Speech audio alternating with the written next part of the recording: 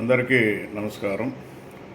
మంచినీటి pipe line ద్వారా నీటి సరఫరా చేసేటప్పుడు పైప్ లైన్లో సహజంగా లీకులు వస్తూ ఉంటాయి.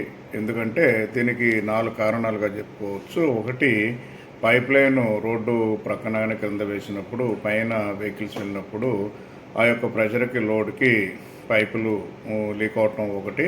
రెండవది, pipe material CI material, asbestos సిమెంటా లేకపోతే డిఏయా ఎంఎస్ అనే పైప్ మెటీరియల్ మీద కూడా ఆధారపడి ఉంటుంది.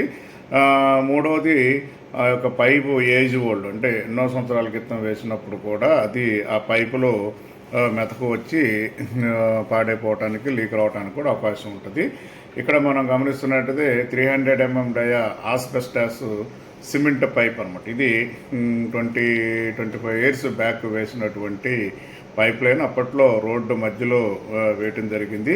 ఈ పైపు పైన వెహికల్ ట్రాఫిక్ లోడ్కి కానివ్వండి, పైపు ఏజ్ ఓల్డ్ అవటం వల్ల కూడా ఒక పెద్ద క్రాకు ఏర్పడింది. అంటే ఈ క్రాకు అంటే పైపు మెత్తకిచ్చటం వల్ల కూడా పైన లోడ్ ప్రెజర్ వల్ల కూడా క్రాకు ఏర్పడటం జరిగింది. ఇప్పుడు దీన్ని ఎలా రిపేర్ చేస్తున్నామంటే, ఎక్కడైతే పైపు మెటీరియల్ ఆ పైపు యొక్క అంటే మెతకదనం వచ్చిందో అంతవరకు ఆ పైపుని నీట్గా కట్ చేసేసి ఆ మెతకున్న పైపు మొత్తాన్ని తీసివేయాలన్నమాట. ఇక్కడ గమనించినట్లయితే ఈ పైప్ లైన్లో ఎప్పుడూ కంటిన్యూస్గా వాటరు వస్తూ ఉంటాయి.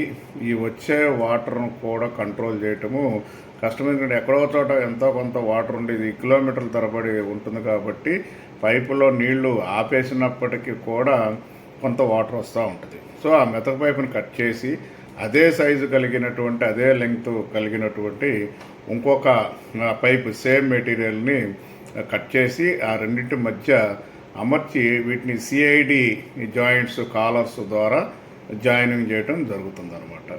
ఈ సిఐడి జాయింట్స్ని ఉపయోగించి